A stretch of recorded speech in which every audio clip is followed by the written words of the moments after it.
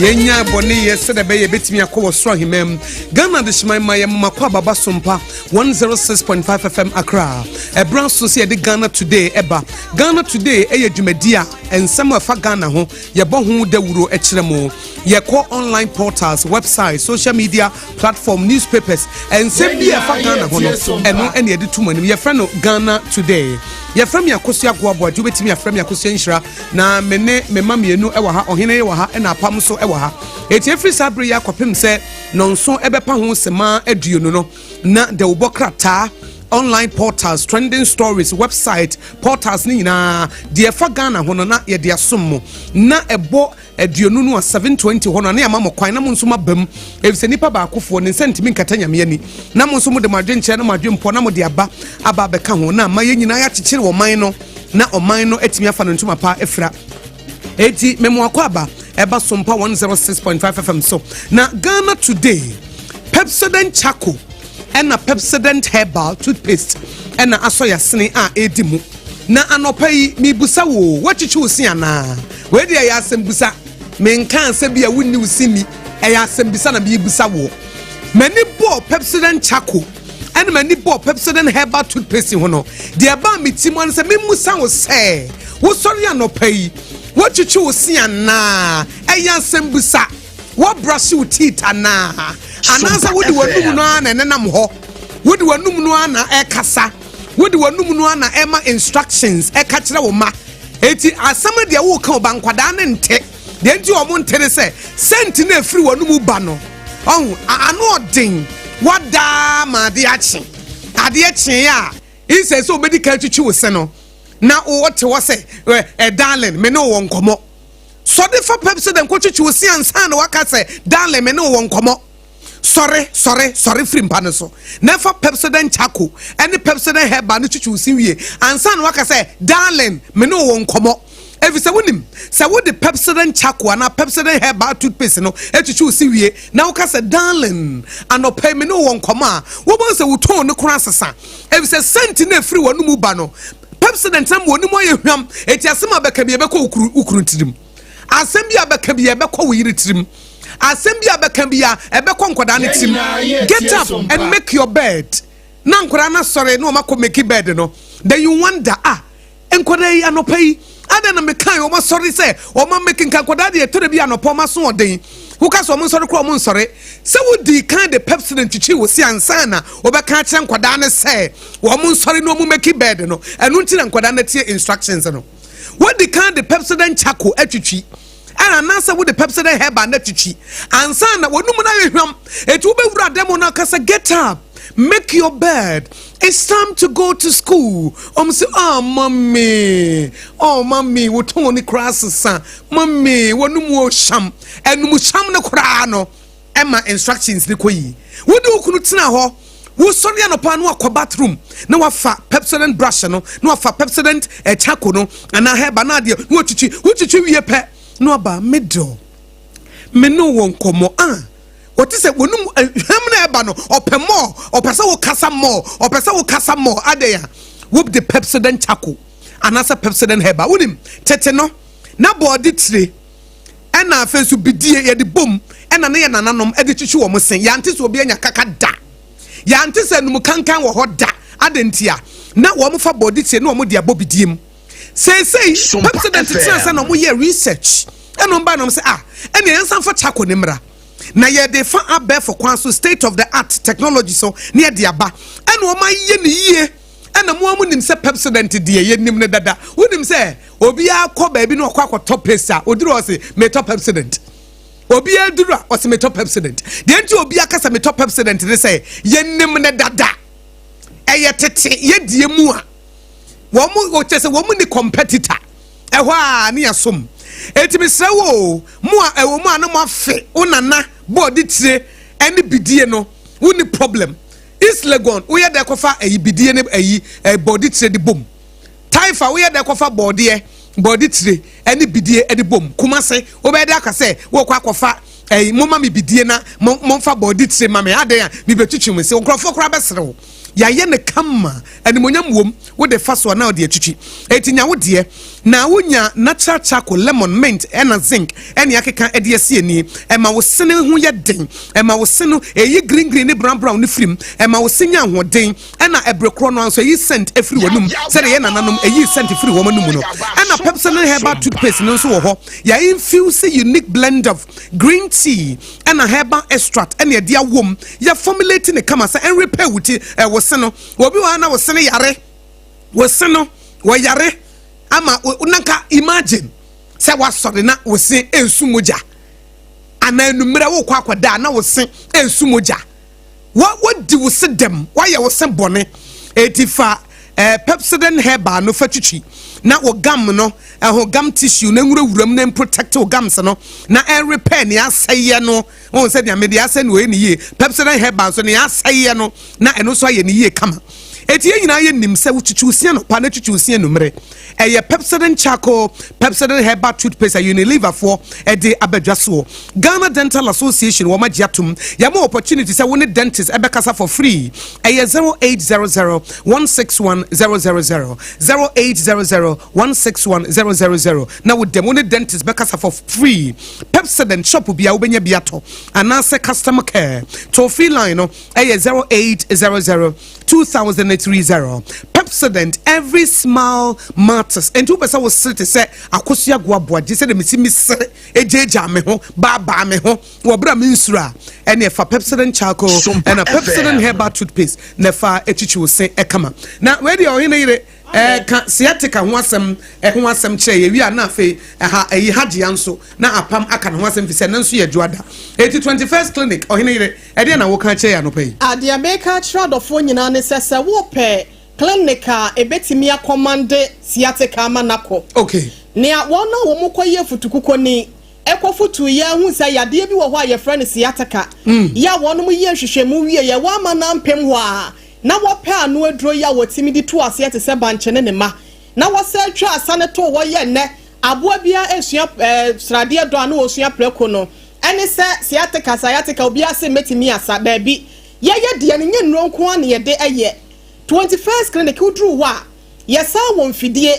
ena afa massage kwan bi so ebefa anyima onipadua no e wo kwan pa so se be ya breti awa bi wo sisi echi entini yesa wo fa to ase na afa wo sere mu akwafa wa nanto na atiasi wo namrom wo bo wa nante ekoda no na ho ya ye ne den se wo tie me wo nante kakra bi na wagina ho age wa ho me kakra na waso kotodwe ansa no watena se anase bi a wagye akonwa atena so wo pem be se prensa ansa no wadru dia mesrawo ya hwehwe 21st clinic akira kwan na wontimi emo a esansa yade we so atena ho a ebe se de wadane ikwaye wa bra wotena fofo ho enu ti ya nkam ye kasa nwa bomodin afo ani kire mu tantra he run about ya Accra ha won sabeka no saa so na odo ani kire mu tema committee 1 a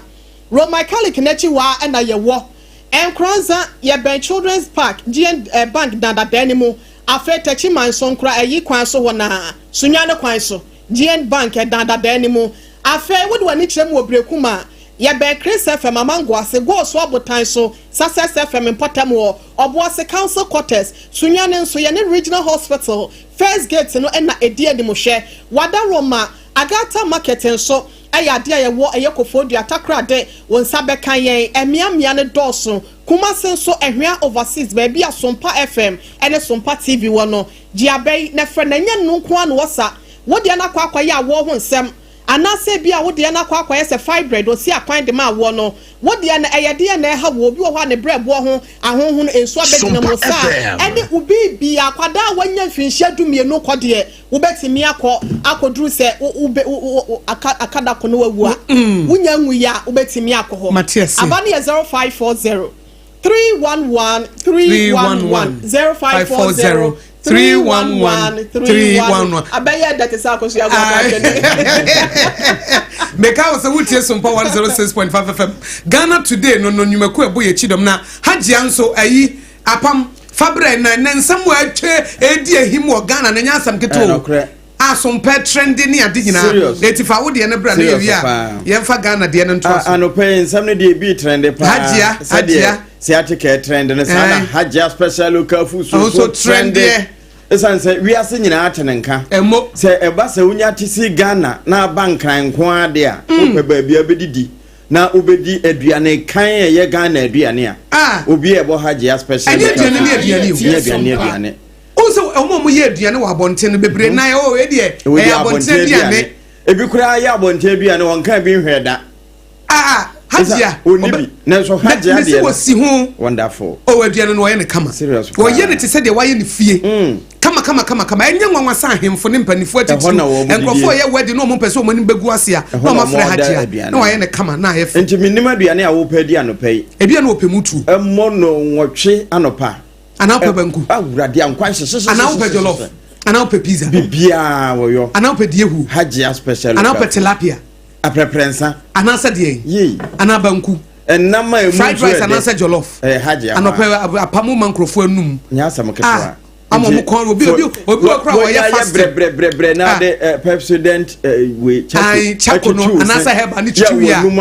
enye dia aka ne hajia na was oko na ya reso oko 21st clinic wonderful na bibia ye fa na ma nyina enkoye enti hacho atomic hwa transition achi ho ho na won se kan hajia na fi DVL mu ho nso no abakoso she ho na eniji sam ne se wo ye delivery mo nti baabia wo bia no ane se woto nsa afre no na wode atoa wo mama fa ne number ni ntudwe na o manfo mfre 024 6835991 024 683 59921 and 053 5484392 053 5484392 na with them ti hajia special local foods dia no pay aduane papa fee ene ho ehwan ye bedidi aduane no wa yese AI ubisa ne bibia wa aduane ho wonim onim ne nyina we Oheneyere say trending stories ben wani aboso adia we akodi weekend aba ensam nso asisi Ghana bebre na kakra ben na wunya ya wo de be maye na apam de aba na me de media to so me de sompa na be shasi sompa is trending edine ko ati sem frama na asayeti sem misie ya frama sa abomu se kwa no obako wan se ye kan sem aya no bi wo ho be ka se bi ehun netaye ne ehun netaye dabi wan se ebe se enfie miensem nie ena sompa kuma se baye ena yenya se na aka ho ye kodu ene ye TV stations almost 10 na emu abakosem wa hasenu Ghana hasenu mono me hu bi minim se menyine ye nso so na ya bere watia de me fie yi kwa ni mo na menim se obi a atimi bia bomu chausa no apart from say yes sa ada affiliate nkofo radio station dia ya eti yamo sompa abaso eyadom sompa na kontinu obi ahwe na ontie sompa na bibia nso ntimi nkwa na ma me kakra me de ebeto aso no eye ade a akwa ete se ahoma entampia ahoma ya amanchiri Ghana yekom for so many years ya aban ko aban ba wo hwe so betimi etu ase enso mu ntimi ntu de bia kenten ene de ko enso no na eni nyina ye galamse ya ene na obobodin bi mitifie ma so o nwa ehuri atere kosoro efiri tofo mu a de de atudi anase ayikonku ya de bo trene na de be ba sound wo hwe sania esi ekonam sa ban so etu na mo bi ya ni nyina no eba bebo ase be ya galamse no ye betimi ahwe na empo se ye ntu ase ekolampo na beti se ye kodwidwiri nketen nyete se ye se yensase ene obo ade ne pa hodo ya wode ma ye ntima me wo hwe aban na mo bi a watu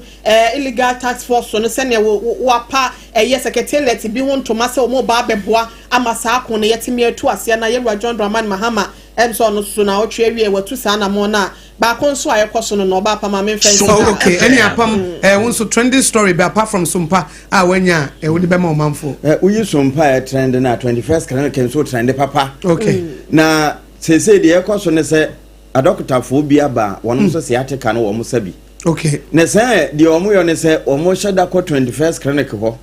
na omo de omo ho ko se omo so kura nya se ateka omo po adura 21st day sano na omo de ne to akwa akotobia ye omo nso adwuma na eno no e say ahete a trend wo mia nti say hu say uyi 21st free nchen World Health Organization kura nim se ateka 21st ne nim wo mo na ma me ne trend pa ne say o say ene say mampani dada kofo ofira konwa so yi sonofo ye bibia obete obi kura pese obetu franka yeso wakosra mampani dada kofo na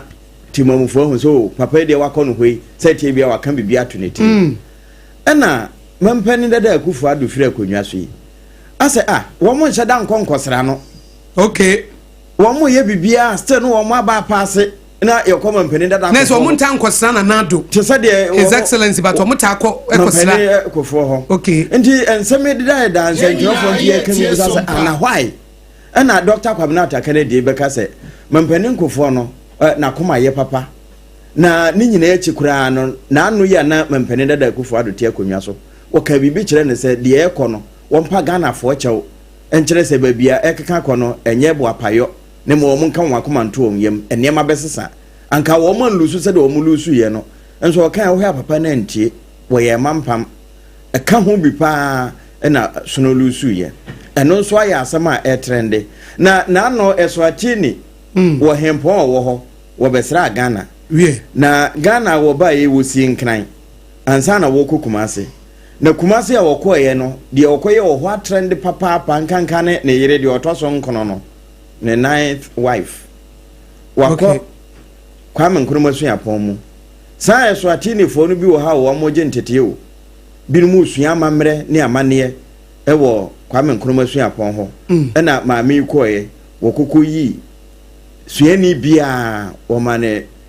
$1,000 say one fa mo ne ho bra wow no won sua Ghana mamre yi emfa mabua eswatini wow nti eno so trend pa enem say story ba ko nso efa Republic Day no say wonim senka nyame yadom ochira na ye 1st July etika echira 1st July no ye nse constitution agendas ni MPP omu ju omu ti we ba no abeyewe eti ochina 1st July no ya declare say public holiday but omu the holiday na ko she fiada so what you say 1st July bia nanka Republic Day yes echire omo den sesa bi ba nti Republic Day no ena omo se nka ochina na Republic Day no ye ni holiday no say omo se holiday bi e be fall we weekday no omo de be ko fiada okay eti yami aduma efiada ye 4th July ni na ye holiday okay na weekend dance ya sha edwada se bia ba edwe se china holiday na ye basa eti ye di chef fiada dia na ni weekend no afa eti holiday bia se we ni enhihye fofra aba eti we de Ghana for ye fa Ghana today so dia tumani holiday bia be fall e wo weekday e be fall bia edwada ebenada ukuada yawada no ye ni ye de be ko fiada okay eti nka ochina eye 1st July no enanka eye Republic Day but omo de akwa kwahye say holiday na nkasa de ye bedi ni fiada okay na ese de afam na ye de beba adwuma eti echina beba adwuma even though ye be acknowledge say eye Republic Day no you will still work ochina na ye be bompaye no 1st July na china okay anti echina ye be bompaye no nti we no mi gidi say sansa sana man o say obetimi ya akomchire say ebenada de ya akomchire de o okay ebenada de nya wa woda kura ya akomchire ebenada there is something about ebenada abenane kwabera who say first na ebenada na ne enkonsu who say ebenada ne enkwafuom there is something about Tuesdays as a Tuesday would ya akomchire ye ya ngu Tuesday kura na say would ya eye because ebenada ne wo no enhyehye bi wo no ho days no any years no obi a wo de ba any bosome no nti na ya na ye Christopher no obi asore no pa na day no wa other day no se fa nhira breme enkofa de ya hyehya to wo no mreme yes eti ye other day na ye be wura nyame adomo che be wura July no nso so no e wo ne tie nti wo so other July say July e ba na wo ba no se obi aka bibi boni bi a kire wa mempe no dane nhira ne fama me say July ye kuta won say so e bi turom di say din no te kuta won say fi say ne mamu ba ye din ba wo kan che July say me kura July na me di yi okay July na me prosper July na me nya poor poverty nya me portion July and me ni gie be papa July na destiny me share destiny helpers July and na niam betimi akoyie e de ama me eti kuta won sa okay eti e kase kuta wonsa no omu wa atrase eti esi kuta wonsa because nyama mu be yedin but we Christo ni de nya de ya kan to no na wo fa wo kan wo de e ye nhira Wow. Na koyi kama. Eti ochina no nya so de no pa na nso so declare blessings ama July say July me kasa kire wo. Bosom no kasa kire na wo che. Say appeal. Ah wo pie. Obepie kina wo. And then the last day. Okay. And then ye June 30. June 30. Eti enne na June wo enne ye je June kwan. Eti wo so ka che June say June na ewu bewu a. Say bibi wo ho ana ye me de afoma de ma me ne fa emuso de fa ko. Ah fa wa de ko. So ade na oba ye ne se ne wo ko. Ebi na nhire bi wo ana se June na ye wo de ka che ne se ne wo ma ne fa nkoda on fa mra wo. Okay. O de wa de ma wo a ansa na wo wu. Na fe wa san je. Na fe wa kan se July so wo ba no me ka kira wo. July wo ba china no me ka kira wo. Okay. Sa wo ban famishira breme enye se bia wo beye kwasasa bia so obi asoma wo se famusuo fayare bra mempe ko apam esese esua se de ya no be kan hira nsem okay esese esua sa de no na ye order ye decree some things if say nyame se de wo de won no be kan no etim ebro na Israel for ewo wilderness no so no a wo mu complaining no nyankopon ka che Moses ka che wo se de wo kan mate na de omu de wo ma no aka no sa na wo ma bra ko be so wo se ai ye wu kura nke pe yo ene mu be wu nso ampa nti no mu wu ye no ka che nyame ne no ai wo se de omu de wo ma no ka no enti wes are not just say makasa keke ona me didi agro obi amididi wes in the realm of the spirit in the west ye friend agro ni ho de wodi di abrokra no mfa ne serious me de me ba wiase se mbebro mo se ate ene ye nso be mo abre me de na me sore me ba me wiase yare nkwampa cha ne je o yare because what jiatum no kre na mom se bibi ba wo so na wo mpa na do no aka se we die me mpe e bi se wo se man tampie mu ne manya ma yare sa because there is a superior word aye nyame asam ne ye superior o nyame wo so wo mana sam so sen ni di nti nyame kasa eburu bibia so enti wodi nyame be agree ana wonu situation be agree asam nso kasa mu na wo oso wo de nkwa ene owu ahye wonum enti didi ho woso owu na be didi ho me akosia gboagboage de me didi nkwa bo tacheman so ye oja tacheman so ye oja asem bia be free so abia so ye shima enti me so na pa o me di ye di otimi mu no sesin di o wiase akodie bie ne wo be so ye tiam ye ebegina yehowa ne me hwefo hwiri hia me my God shall supply all my needs according to his riches in glory by Christ Jesus onyame ka me ho onyame so oni magene kro o gene fa me onya bone de ye papa sa papa ne me som amen sa papa na nyame so ogere fa me som ana so obi e wa adwembone fa me ho a enko no aso amen ana de waka e wa sam 35 say nie obetu am na ama wo no onu betu mu no enti de obetu am na ama me bia wo no anto o de ne kra betu wo bi etu am na ama waka ma no atum ka che ne se dipa ne ntom go nyame a o de nyame se de obi adua na no wo betwa de wo dua babone ama me no wo no antwa na ade was nyamia kaso se di obechira won mechira no de obedome no medome ni ene wo hira me bia wade hira no de wo do me bia ma no me nkwa no so bia wono na kasa hakra no bechechire no wosoro no so wo besane no wosoro ka bone na se negative one na so ye no positive one definitely wosoro so was se dia wo bechechire na sasu so atechire wosoro ene de wo betia mu asase so waja wosoro enti men ka wanu ntum na hye obi ka che se wo de wo ye koshuni wo so wana ye koshuni pacho menye koshuni na po abrabo papa amen menye koshuni enti mo bi ankasa kuta wonsa nyesa wankuta wonsa be wi obi de wa be wi obi ade benyame de nyame so hyede ama me July na na bebam enye de obi ahyehye no be enye de bosom bi anansa nananom bi amamre ne o mamane anansa de demon bi aka to ho de mo ka to wo no eni nyame asam bo abira na tomo de na to atwene na mafa ye nyankopon de no e se nyame na ye superior wonyame wo so chen wonyina enti die nyame aka no enam so no so chen wonyina no enam enti so obi aka bibi me maami bi ka bibi me nana bi ka bibi ananse madamfo bi ka bibi a onyame die ne ye superior me fa nyame die na me de account wo de no obi kan se mo kan ya no waja wa kan say prophet wo de enti wo ye sure se nyame afra me what are you talking about? What are you saying? Emre bi obi say me ti say we fida dem na wo ko ba bi foforo no na me yam hye ma pa na me se pa to me de me yam hye me anam se medie me yam hye me ho bi ani me unnim nipa wo yo efi se nyame se de me de me sabe so bia be yenhira enti Sompa Accra yenhira amen ai wo se ba bia me de me na be si bia wo de ama me enti me de me na ye si Sompa no de ama me na kan so di wani enti me de me na ye si radio mu no so de ama me what are you talking about? It is a wo no it is a wo no wo hu bi ma me a eye wo fear it is not my fear your fear is your fear Enye me fear. Media nyame can't say me whose report will you believe? No, whose report will you believe? We shall believe the report of the Lord. The nyame kana ne yafa. Wona mo no obi sha wo ba wa sori de obi de na so de so de me ba na so de. Mana ka to se me ba na so de. Na so nye de na so me pa. The fact is akra ne pa agro ne ni so hye no enche se na so de. Ontena sintia. Sa de na o yes na chese da chi na ni be ye de amode abobra. Anche obi ntimi nsino. Kansem papa gu abra boso na kansem papa te fagu maso. Nyame ntina esese obi esu nyame asem se nyame asem no eno no wo weapon a wo be use de aye wakode no no ba wo de asem no eti obi hia wo me de misro daache o simpatro me misro daache e se me de daache no ekuta no correct o se woni magine kro gire fa me honya bone de so be ma me daache ne awie ye pa eti me mawie ye be papa wo si obi ne awie ni asem patro awie asem bi ani ho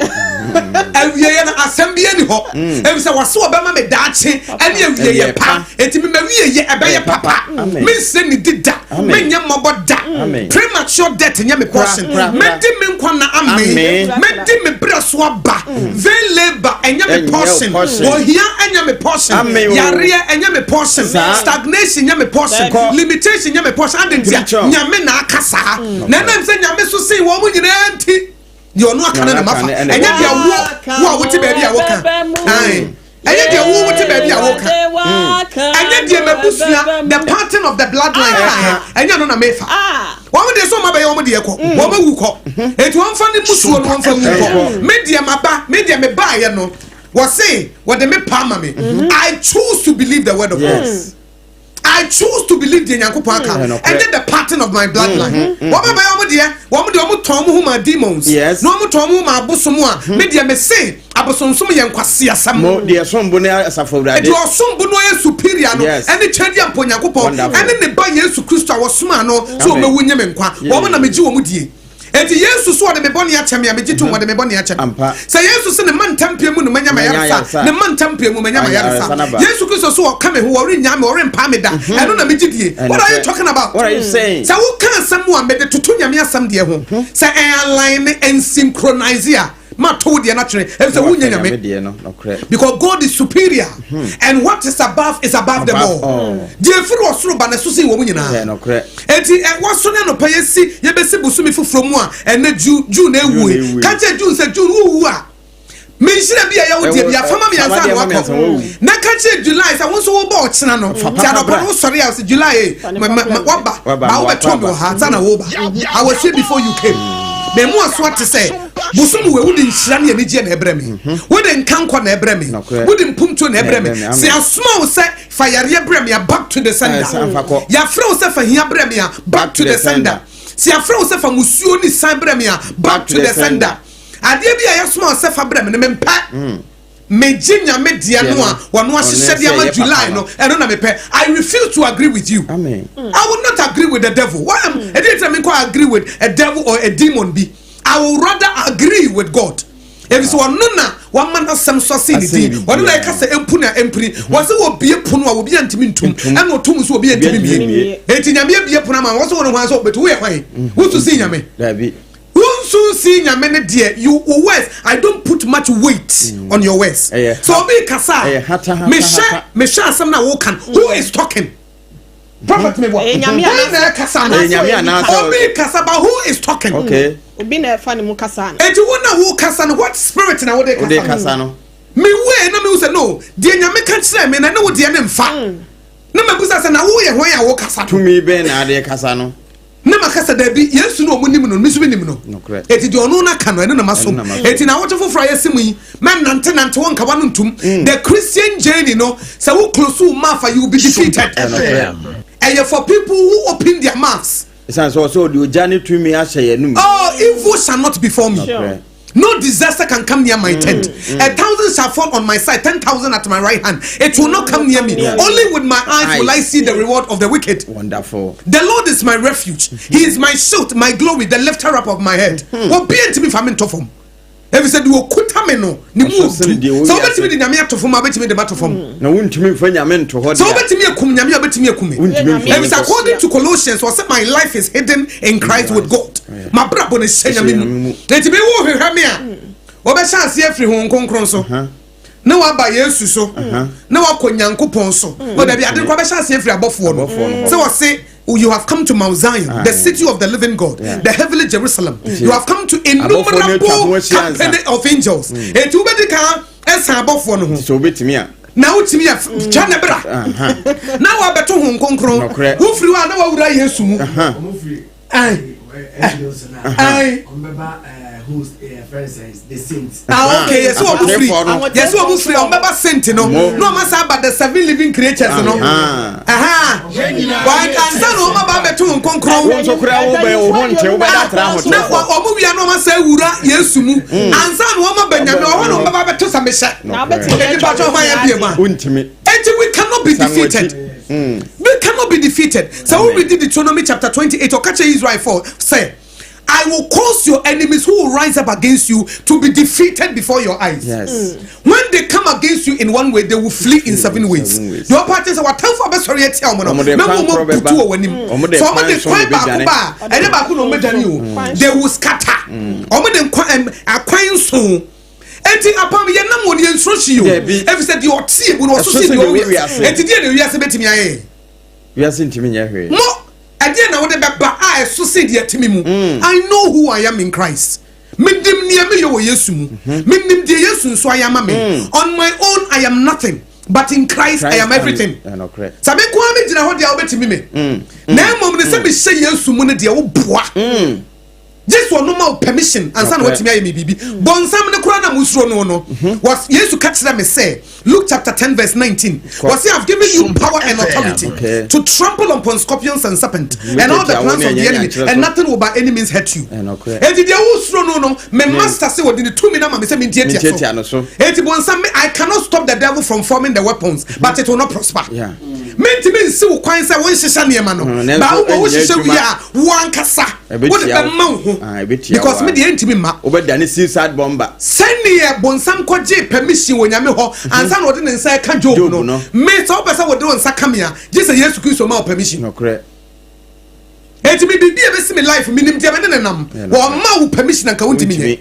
wo ma wo permission anka wo ntimi me de wo ye no because onno ni mewura de my Lord and my master ona me ne na me ye ne dia and he jealously guide and guards me so what you say Apam yenhuna sem no yes who you Christian here you are not a victim and you can say we live a defeated life now nam ho media kama bomaba as who ni obi ona ka you get backing when I catch you obi oh twere de ampom bia o twere no the cloud of witnesses omo nyina witness David mu nyina hell omo chia wo on say you know na ye wie de nto so you know ko mu nyina chia wo on say you ye nyame nante ye wie nte yire wo Job mu nyina Abraham mu nyina chia wo on woni mo mota wo nim ne wo yontia na wo tese se obi aye waduru a na wo yam hyehyɛ wo kwan na ye maduro no wo betime ye nyame aduro ene wo ntimi nyame aduro wo betime afre nyame kra ene you can call my soul yes baby my soul so you can't et ano pa yemfa nhyɛ o manfo nkra amen wo mo nsɔre waka na wo mo ntua na mo fa kakra ma me wie me de mo bosso wa ye ni nyina ayi de na de ka wase epon say epon but mo bosso kakra na ye ma tie from rem ma me aka ho asem no say anopai ye kwakwa wura July mu yi de July pa wo hwew ahokyere mu na wotumi ekuta no mfa ne kra ni abro wate na wasiesie ni ye enti anopai wa ye nhyira say nhyira nsem aba wo nkyɛn na emo asofo ya pa wo mo hontoma Mechre National Anti-Illegal Mining Operation Secretariat NAIMOS NAIMOS ya pa wono hontuma no pay ya hwe efisien so afo nemfoni ne da hayi afi so afo hwe ensase agudie ne kwaye ho nsam so wono nso emfoni eda ha ewura imarama kofibo a ene ne dom na enya nwanwa se wono maso China fo binom penchi a gadamsi no wonom ewom Anopai Chronicle the Bokrata, Ninsamo Walker and no. Na anso ho Zumu Lion Ghana Limited, one more Tokaya Kase, Nedudo say Tini, and a warm more trapping, say Enquasi Semura, Ewa Ghana Fanena, say dear one more bar, or my Sompa, one more banner pabeneso, ama one more a year Juma woman answer no, one atede, Anopai a honsem at the high bosso, ede ama yetiefo yewura wɔsɛe yɛ wadutwim wɔsɛ wɔn ma ɛka bi ɛba mu nyinaa galamsey kono wɔn no emrim anopai chronicle de bokrata ede honsem ebae na de oba man Ghana mu a ye frɛ Youth and Employment Authority no anase National Service no ukọ alatama mu a eno wɔn mo frɛ wɔn National Youth Service Corps na National Youth Service Corps Brigadier General Olakunle Nafui ene da wɔn ma no no was baby e do betu bia ma woni mre no ma woni nya den se ehwo ye odia yero ho na wonso kɔhɔ eno nso anopai edaha wode yewra MJ Asabil ya wono MJ Farms wonne da no Moses Jackson Asabil wode nemfoni abeto akire no woka kira ba ne se wo mo ne nimre pa na potre won fa sika nhim enti nkokɔ nketenkete no wo ma onya nketenkete keke won mo ma onya nkokɔ enketenkete bebre na emeda na kese ya won beto ma yenya won mo so mfa so na enese ya China fo bi ewo galamsey ho no yura Julius Debra wone China pani bi ena ehia wo chia no achese wo my Ghana ene power ha 24-hour economy no babe boa pa ye adwuma na joda ye mre ho enti China fo mfa won hunyim na sa mfa so yi ebi emra won mo so akache anopa chronicle da bokrata no Sompa ha ya ne retu dwa kire se okọ Thailand won mo ansoafo wo matiasi monten so se papa ya kodi nkomo bi ama apia bonten eba ne sa wo man no na koma enaye enti wo mo nyini mfiri na agwa so asemi chronicle afa ya eda bonten sa na Sompa fi he ya ne ebo to ma se Iranfo ene se America ne Israel nyina sori wo mo so yi wo mo so wo mo nyampa ba na UN penimpa na e ka se nuclear weapon no enkrofo ni nyanya yo wo de ayere so ayema wo mbosome ye ne bebe ho so no wo ma san keka wo ho bio anopai chronicle da bokrata ensemu a eso no bi eno no and the number men for the new crusading guide of bokrata no ento so John Mahama mempanyi wono so mfonyi eda hase nom na o kire se na se de galamsey ko no anti galamsey your friends the task force for na yati wo mo no wo mu dwumedie na akwakoye bibia wo esan se illegal task force for wo ene wo anti illegal task force for nso wo na wonum dwumedie no bontrene de ama galamsey no asituo ye aban ne pese woto ni nyina ne se wonum kohia ye we se okokon atia galamsey anti illegal galamsey for no so awura ho nyewura Kofi Amaboa ene pie ho a na nkade besi wo ho no obi nim nkade emoja korampo se bie begu foma na se bibi sentie no krata fa toso miensa ne eduna boho amane apam so wasema wo kan zum lion foi wonom so amom ho so amaye ka se new tracks mako besa henu wonom akoma mama ye ka se besa wo hade wonom acheche se be ya ho ne die hu nsem no so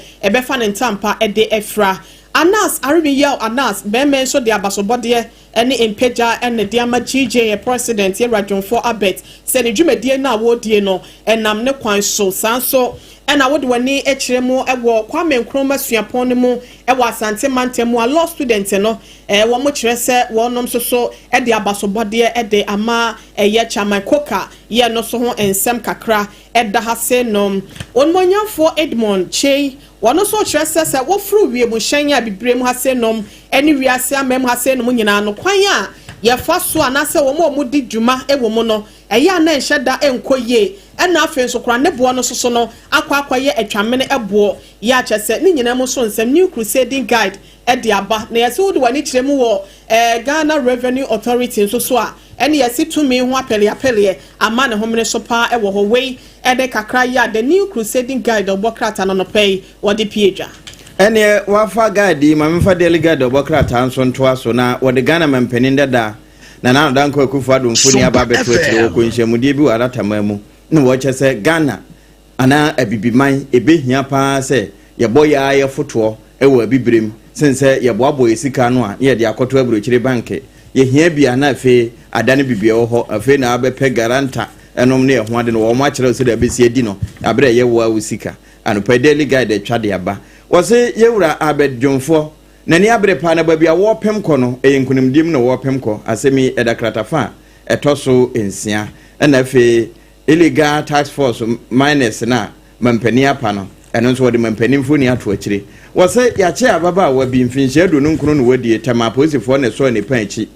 sofia ɛne ne din na wɔdi enubɔne ho dwa wɔn akye no na wɔn kye no no wabɔ ne doboa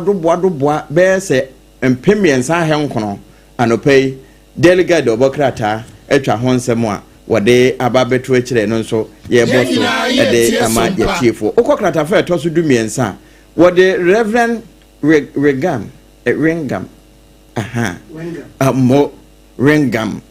Dr. Stephen Wengam wɔno ɛna yɛ Assemblies of God sɔfopanin ɛna krataa di aba bɛto sɛ wɔn mabɔ ne din sɛ GIS Governing Council wɔno na ɛba bɛda no sɛ chairman anɔpa yi ɛno nso ɛda ha yɛbɔ so ɛde ama yɛtiefoɔ na yɛwura adomako baafi ɛna wɔn de ne mfoni aba bɛto aseɛ ebinom sɛ waswekye afiri baomia camp sɛ ɛnyɛ nokorɛ anɔpa yi delegate ɔbɔkrataa wɔno nso abɔ so yɛda so agyina mu wɔ daily ni mu a na wɔani yɛ daily post ɛna mede ɛtoa so apam deɛ ka yɛ legal task force foɔ hyia wɔ mo kɔ hyia yɛ ɛwɔ ɛyɛ anti galamsey task force so ɛwɔ atɔyɛ mantam ho nsɛm ɛyɛ ade a ɛda ase na Minister for Energy and Green Transition Onmunyamfo John Abdullahi Jinapo said the officer bɛyɛ yɛn kanea ho nsɛm ne betimi agyina ne naso nte no solar wɔn mo bie station bi a wɔn betimi dia charge ho nneɛma ma empo no Ghana plant ahodoɔ yɛ a ekura yɛ mu sɛ bɛyɛ nyinam no ebetimi agyina so no sɛ ekɔfam korampo na ye betimi anya bi ɛde a charge na solar no so etimi ɛde dwumenti na ho nsɛm kakra ɛwɔ ha sɛ nom efutuo ɛne kɔkɔbɔ nso akɔ ɛde ama Ghana Registered Nurses and Midwives Association president no sɛ wɔn mo nhwɛ yie sɛ wunya krataa ne bie mu nkyerɛmu esi ase no wonsa ɛbɛka ɛna ɛyɛ agric minister nso saa bɛyɛ a yɛkasa deɛ ɔkyerɛ sɛ wanya ɛyɛ akyitaya na support bi a wɔde ɛba bɛboa sɛ bɛyɛ akɔkya ho nsɛm ɛwɔ ɔman mu no so no ebetimi ɛtu empɔn mefa wɔ sɛ nto apo ha kwasi kwaten yɛwura ɛyɛ legal practitioner na sɛ wɔyɛ mmaranim ni ya wɔsan ɛka wɔn mo ɔkasa de man pipi amanyɔkuo no ho yɛkasa yi wɔkyerɛ sɛ Kennedy akɔmprɛko Japan kanea sen central mrahye bedwani a wo prese obekita frank emo ede ama MPP amanyoko no ewo primacy ni mo no kyese ne campaign no ene eba be kasamafo ede ama wonum ti daily post the obokrata no de bae no eno no ena daily statement so said de yabobo so ya na nado asem a wo kasa bibima yenhwe na yentimi nkra yen sika ne bi wo yankasa yefie galamsey ko ena afi so KUST law students ya wonum so ede abasobode ede ama chamakoka no ni nyina ho nsem edi mlayo bia no so ode ba no pɛ pa ene na yekoso ade Ghanaian time de obokrata nso atoawo na wode yewura Kofi Adam Symphony aba betu akire so afọ hwe agudie ho nsam so waka kire black queen for say wo mo kɔ no wo mo nkonko ye Ghana proud pa ma ye homene mpagya we ye waf kon ho nsam na nasafo tenasia obebie nani wa pa e de akire yen mampani abede akire her excellency na opoku agyeman mfoni da ha no wo say aban no atwa 50 million Ghana cedis e de boa say National Research Fund wɔn mo mfanya hwehwemu ehunu ennepa wo man ye behia ne wo se yeyɔ afi enwomasu aso ye no nso nene wɔn mo a bibi nti wo firi mu nkwanta senior high school bra stray bullets kan asuafo bi no wɔn abusua no aka bomu a wɔn mo nyinaa asuo na wɔde yewura Eric Opoku wɔn so afọ hwe yaro kacha ho nsɛm so wɔ man mu wɔkɔ wurom ɛna wɔne Dr. Ku Donyu wɔyɛ chanani wone na hia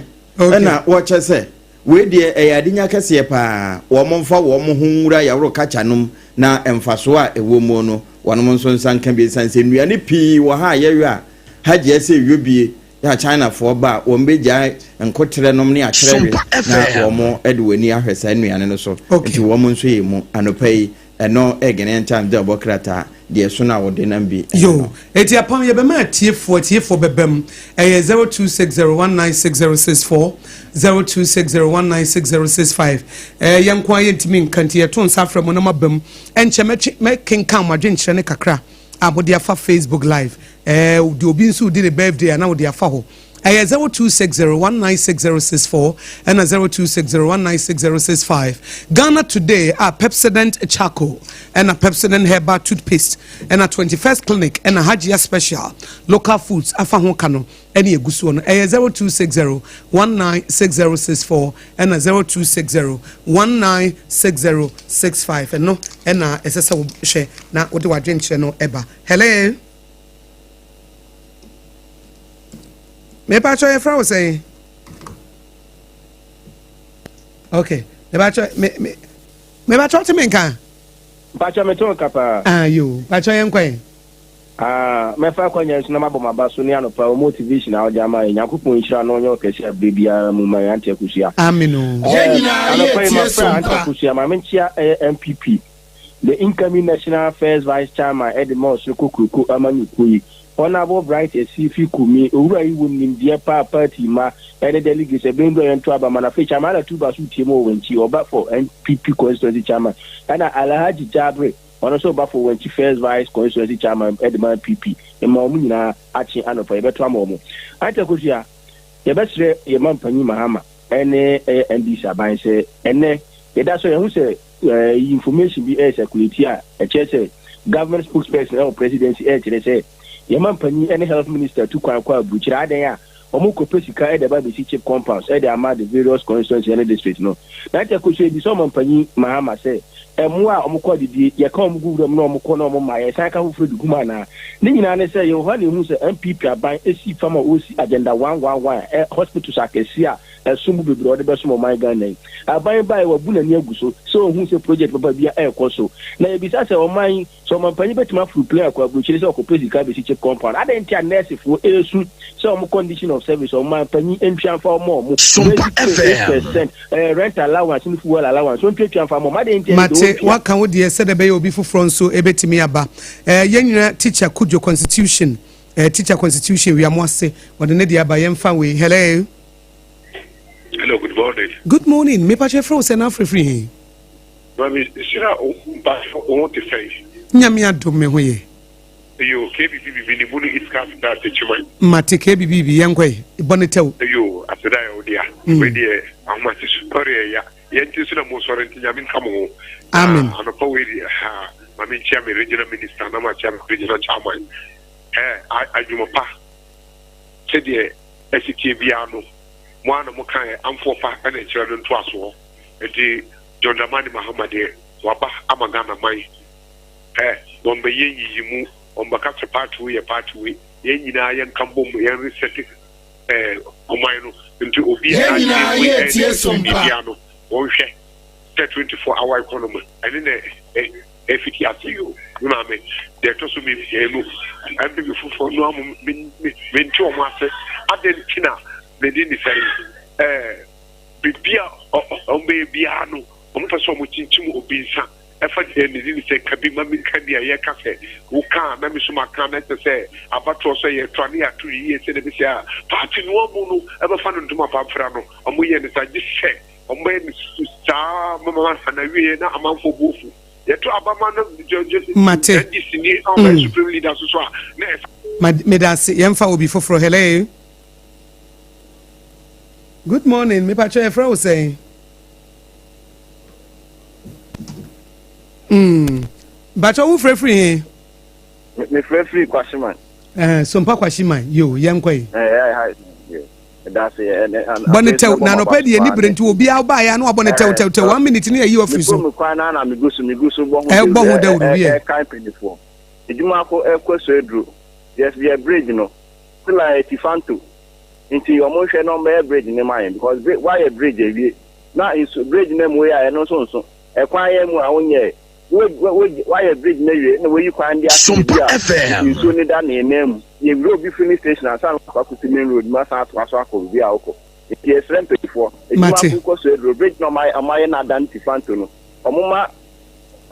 contractor den ko so no ko yi kwan into bridge me so man na bi drip machines no mo dia ba na ndem nja ka da omo de ba so omo de ba be boa rural areas with drip machines na penifo park si assembly na sisi omo ye hu fa so bi e wo so into omo hwe no mo starting for drip machines nye because e ba na mo ko omo the process e ko machines no nti afi mu aba ben mu a machines na sisi wɔ no abanda da na de ba nti na mo fa anya adwuma mo ka me ntie medase Menso medase 0260196064 and 0260196065 na yenua bako so opese we wish you be happy birthday na o see intimidation no adoso memfa hello me ba twa from say na free nyamia do me ho ye pa nya so wutum so mpa bonetaw ne enko 1 minute yo didi kan no mame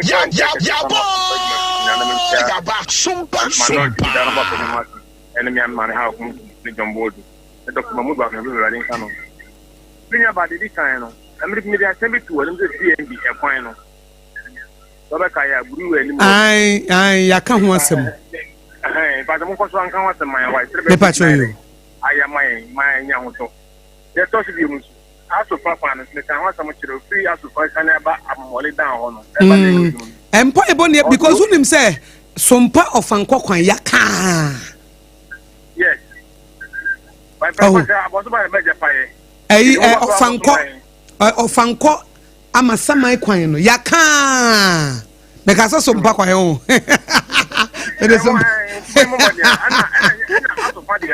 aso fande no eno so omo enhwe awodi anya kura o unim se wodi anya kura aso fa ho de anya kura body tell me enko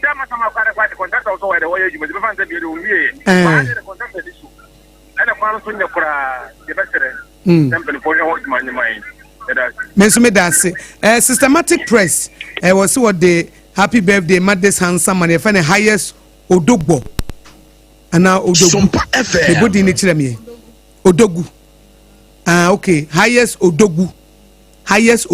also one cry ha systematic press Sompa TV FM and a day mount we happy birthday and a day my handsome man was so handsome mami who anymore yes beauty lies in the eyes of the beholder highest odogbu awo and cry hello me ba che from say mini aba we ya wa uni abe ma kafia phobia Sompa kantamanto Sompa kantamanto na kantamanto bokwa no pay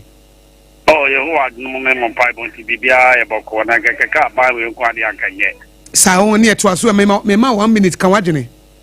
yo mama nchabra na champo just ko dia frem for Safia Mohammed ena Mandela or Kobeta Accra Ifakaiza mini aba me emze amamfo adwen ma ne ma bi so also mampani dada mampani otisi na sanya opamu kofobia what traffic mo mo siska so be kaya me kai so mo dem ko se so mu ka mu na sana say me mu ze oko alaju traffic light ene kulibua asala so mo ho ana o ma fo ma nyina ye tie Sompa ana mo chakere sa de no mo ye ne kakra nti o mo ye ha na o makwa na o makoye let me say bia o ma ye ni na because me mu ze asala o mo stress ka no adwuma no so to sumie no de to sumie no ye be fre ye party MPP for said the penifo ye decision si ye no mo me nyina ye nya baako na yanka mum na bibia ye nyini pa ye pese odi ani me nkesa akofo be se o man yo because it's a galamsi yes se o me pa o mon kan wasem na say because South Africa for me lubia ko gina independence e fi o ma no ye ka ge yu wa temo di na na do so ene kosi kam do jo ha Medase 0260196064 and 0260196065 0260196064 and 0260196065 yenu abako Akosua Emmanuel say good morning mama Akosua won Mr. Apam anopo mo kase bo na emede o se me chia Apam and Sompa etiefo so free King Star nkranza ho no di free eba e commensa pillar 2 ono so edi awodi abansa na meka commensa de mefa we hello Sompa FM hello me papa yes me patron ye fra wo say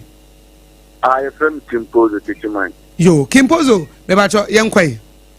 yo mambo about na menchia one aduma pawo ma menchia MPP third vice chama merezi menchia no na menchio bibia me ye me kan say agbanyi I say odada e kakra because abai it is another gallet bapuma na patru bapuma or sene modern bo but ye too large be mudia enyo no ena abanda dan na dia ko IMS because oba ya we who too large be munte 3 months we get who samba to but also by who mpuntu bi aduma bi na why there why in extra ba no there no e campaign who che o manumu ena Ghana for ya mo chire no of course enyo no ma ho to de embra because me ya mo te dalent na bopum but ya ye tie sompa di akosoro iron rods ekosoro and cement de ekosoro nti dem pa na dalent na bopuma se bi ebuaye na je se adanko dada de mate medase bebre na mema Oheneyere the birthdays ni kakraba na imom nansa na no na akua mo aboaten ye bebo ne te ye bre no aso was good morning auntie Akosua metie mo inside dansoman asori down dansoman for sompafo ye damase se muguso a etie yen na teacher kudio tepanyina susu wono sisi intimidation of political opponent no se ye hwe na ye ka ho asem eno achi na ye nua ba ko nso Facebook live na Kwasi George osi good morning auntie Akosua woni apam ebra mo kakase bono na mehwe mo na metie mo ewo wenchi and also the special greetings Emma incoming NPP National Affairs Vice Chairman Honorable Bright Esrifikumi was also chairman or chairman Ala Tuba or incoming wenchi NPP constituency chairman Aladi Jabel incoming NPP wenchi first vice chairman and lastly was say Boafo Kojo Frimpong, NPP 2024 parliamentary candidate when chi constituency was he shall allow 2028 woman so ebeba eti yenua ba ko Mensa Saba North Centreso Mensa Saba North Centreso ono so a member NPP media page and on say edi enti na honorable Kofi Juma yede warrant arrest na yede ba be no security agency no no anaso o mache no eti no ho asem eno no nso ede bai Akosa Emmanuel enso so de ne de eba Oheneyere fa ba ku bi ma ye na en sorry so we twem General Sergeant Sojensi kwada so police station ho na wo it's your birthday raden kwaso ensure no ntre wa shem oman kwatenti ahoden ene apomodin wom we love you so much nyamepa na yes ready ama wo ba Sebrana nya ye binti we nti apam ene ye se kontinti bia kopie kotia me be ba ko aka me be ba ko aka kontinti bia kopie kotia pe foforo ma me na me fa nka ho ana montintin bia wie wa aboboa no ana montintin bia wie aboboa no eno so de ana montintin bia wie aboboa we so what da futu kokonyini kansam kase a ye de nantwiban ne dwa no wow da che beka ho asem eti we de ye di si ha me ka wo bra se de ye mo and this is our own eba na Akosua Jewa kodie enso asoma ha ye Sompa 106.5 mo we ya no wo pepepe na ye the first service prophet Dr. Wodru one ne dom wo mo the worship prayer and the word of God ebe ma na ebo no du so na Apostle Frank Osei Victory Charismatic Center and a church chapel yeah Mr. Monfancheme Victory Charismatic Chapel Apostle Frank or say edano no and also kwada so estate no omo so 10 10 am na omo so asom ye wi ane abomo dwom ebra wo ye adwuma na de adwodwo ho pramoto ya na Sompa kase ebo a echam Sompa kase ebo a de ne de aba ye wi ya pe donko mobransem ye obi asem ye be ma onyanse be bie woni wa brabom obi be kana asem no asuam wade ye wi ya na for God and country so na no so asom na prophet abochi prophet kurama no prophet abochi no be nyame adwuma o no no so besom no de for God and country mu anwo anyina mbe nyame adwuma no no so de aba o mu wie ya na hot bite 5:30 hot bite na ba hot bite wie ya prophet mango day third service no so wie wo wie ye na ne abomodum kakra no ndu na hour of hope evangelist boating so 10 p.m. no so asoma kosi 11 p.m. na last service na wo so untie Sompa na betie de utia abrabo ye wode yada mu nyina ase. This is our own, let's cherish our own.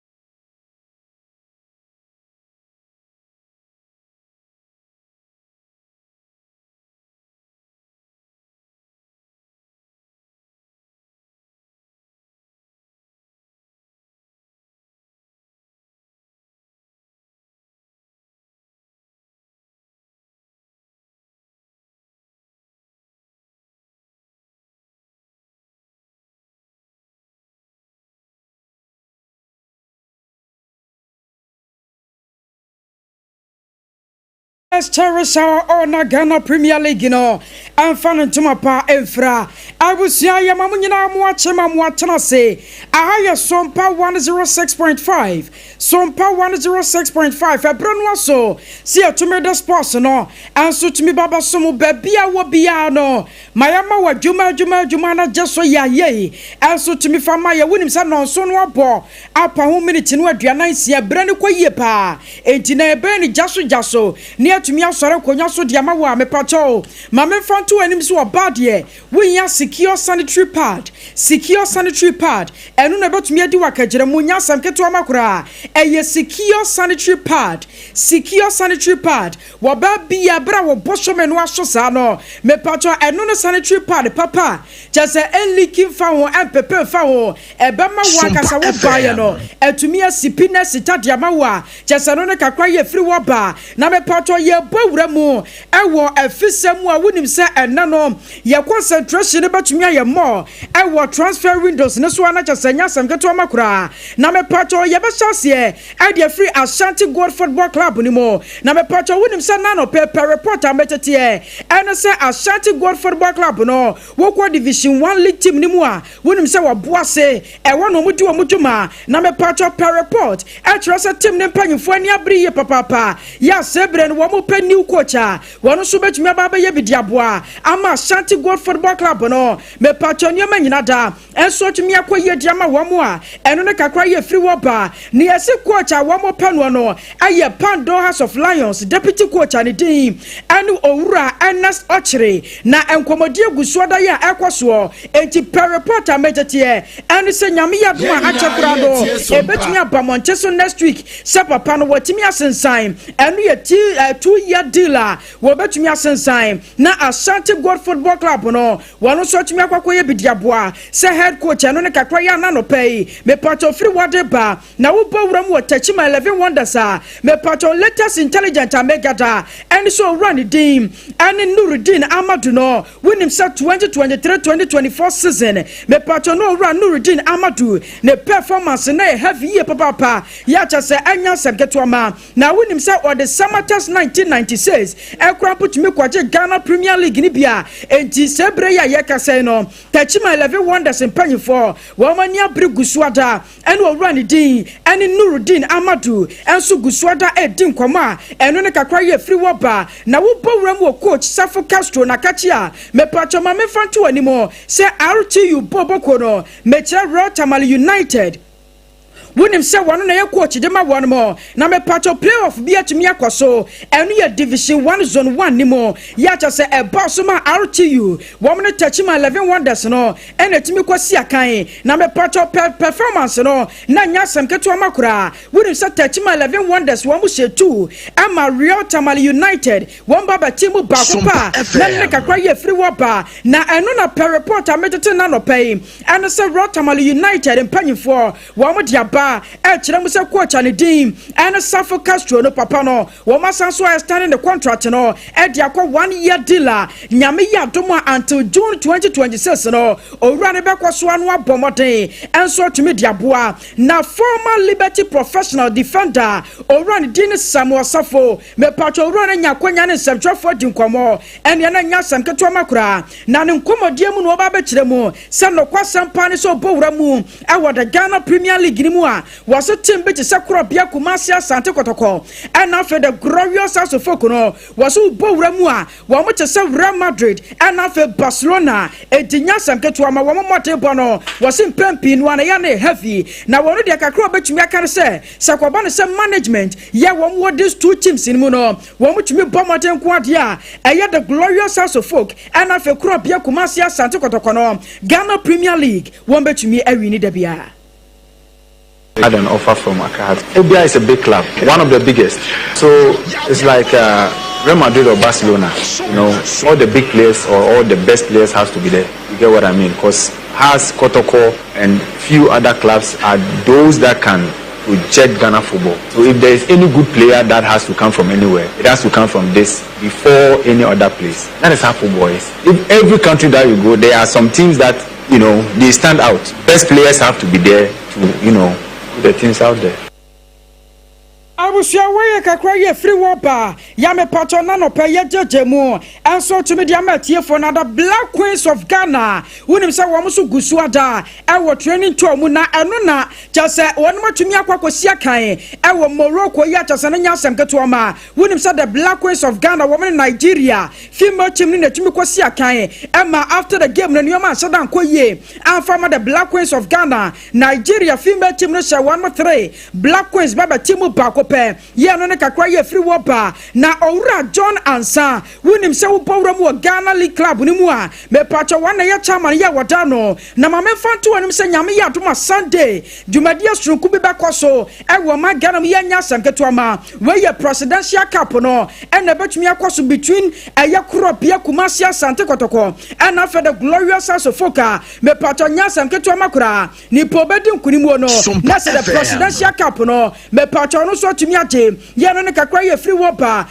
eno no run din John Ansa wono so tumi akasa kireche me kwan ye wono fa so emma hasofo ne kotoko otumi yi wo mo. The president has an input of a choice of a team. We propose to him and he will also make some input because his timing is what we use to work, and the presentation of the choice of clubs he also have to be part of it. Now it will be difficult for me to play down any club in the country. I will not do that. And it's also difficult for me to run away from the fact that you have a Clasico. Who are those who plays a Clasico? We have same here in Ghana. And so sometimes become a bit biased, not running away from them. But I think it will improve because I vividly remembered when His Excellency was the Vice President. He was asked to come and represent the late Professor May, and Brekum Chelsea won that game. And you know the story that came around that match when he jokingly said that if Brekum Chelsea has not won this cup, he was not going to be giving food at home. Came a whole lot of weak story, and so it is not only wholly true that it's always Kotoko. I was your way, I cry a free wapa, and I'm a patron watching no. Already did John and Satua Suchiremo. I trust and answer your football no. A yata keep path be our new crown or general one Chelsea was all legalism na yadoso. I want a Ghana football anymore. And also the cry a free wapa and Transani and Penny and Fansha and Yoma Ebetmia Hajini.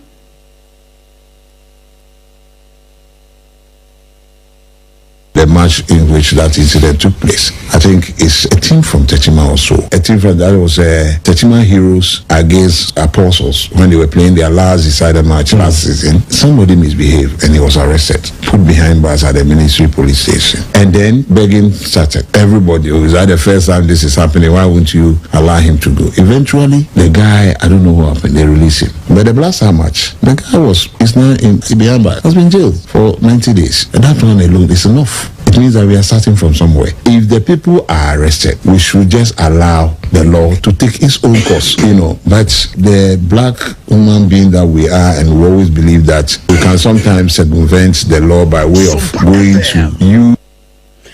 Na ne krokrom wono ya owura John Ansa wo jaya kwan no ana wo kirem se wo hwam wasa wo legalism no ayade ha dwene ye papa ye ka sponsorship no anya de atimi banam so nti wosra sa Ghana Premier League no panyifo no sase keka wa mo na fe players no so modern no entumnya attractive. We will not be happy, but I think that there have been extreme efforts from where I sit and the formations are hard to correct that coming season, to correct that. I think the only problem that I'm trying to also speak to our clubs to also change their way of doing things. Sponsorship goes with so many things. When we chase referees at pitches because he did not do well, or maybe we are not supporting his officiating way, and then we just decide to take the law into our own hands. Maybe you have some money sitting somewhere. You will want to give charity, not necessarily even sponsorship. But in your mind, you are giving charity, so you decide to sponsor.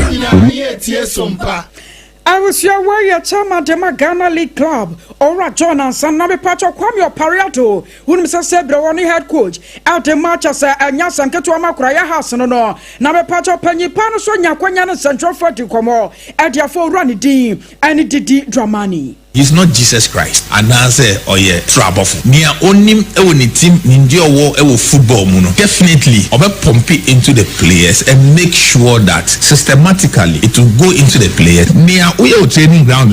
And then it's our park no so. And you say what Trell said, yeah, Bobola, this is how the transition should be. Now how go do pitches so you do it differently. And now his relationship with the players. And you know players, when you have time for them, if you handle them for them to understand that Charlie or pay us them and answer he's doing it for us, they will also do it for you. So we are hoping that all Hasselhoff your family will support him, give him all the support so that the technical I was your way, Accra, free wapa, and I'm a part of Yejemu Diamamono, or Kwame Wapariato, communication officer, the mother glorious as of Focono, and I'm a part of Yatas and Water Jensemo, and so to media Guano. Now, my man found to him a secure sanitary pad, I don't know, baby, I was a bosom and a soul to me the Pahobra, Nanaman, not also to me the quiet amount. Now, my part of Yakro, Crosso, near Diamanansam, no, and so to me a Baba somewhere, wouldn't send me. Dima for her bus center, Dr. Tamoda so. Doctor say what the Merana Nana Yanadie, what the Brabato Yadiana so. Stroke now was his yadie. What person diabetes and now more jabroso kidney failure. Kwana mi Dima for her bus center function way. Now was ya dear Bakwa young one dear pa. Ayo Bana Bama mo power. Was ya no credit or two a sea credit free wa. Just a bosme bason or ban one yam. Yanona Kakwa free wapa. Now me porto Dr. Tam da so see and can't nano pay. So Accra, Pokia Semayra, me pato one or Kumase Fonso Bako, Buakwago, Yacha Sanaka Cry free wapa, with him Sanamano, Aya 0244 77 4282 0244 77 4282. Na me pato Kwana Dr. Tamada so, one on Susan from Meran and Nanto. Yadiano Sunanya Menta, and to me, Quay and a separate dear, Safo Kantanka Bemaba, one on a diamond and some Accra, and so a to me at us. And young Conan Farmer and some Kevin 2000 from Sompa 106.5 FM. So now I'm saying now activities in the Dutonam and so 18 Akosua pay which is Musam and I'm here for another pair. Now I'm saying I USA night kennel, really a WWE, World Wrestling on, and also now carry 18 about so I know I reference Otten, Ora on a friends and then now Quadi Rhodes on Mukemonon, and also 18 about now as I came and asked with your class. I your boy, Kupo, near Ponyo Pupoasa. Now came now was Papa and I remember that I'm much and as an answer with Dr. Offense Quadi Rhodes on 18 Edding Kruna, yet that's a reference in a decision after a reference of the Otten, as what to talk from the Yeti Kakrabi. Expose the top turnbuckle, unbeknownst to the official Charles Robinson. Cody Rhodes though blocks. And now it's Randy blocking. And he went for the RKO. Into the corner. Ribs first. Into the exposed steel. Crossroads by Cody. Cover. Cody Rhodes. King of the ring. I don't know. Ora friends, Cody Rhodes on as 18 Edding Krum over Ora friends, Randy Orton Swa, and a pedal some for now. Afterwards, no, and Ora friends, not is a Cody Rhodes and so on, and then some Kakra and so at Tuja. Cody, first off, congratulations. How does it feel to know that you now have a chance to finally reclaim the undisputed WWE title at SummerSlam? Byron, first of all, I have to thank Randy Orton, the legend killer. Nothing but respect from the guy who mentored me, the guy who spoke up for me. He's a future Hall of Famer, and this isn't his last stop here in Saudi Arabia. One more time for Randy Orton. I am well aware, I hear each and every one of you, this is an arduous path. First, Jey Uso.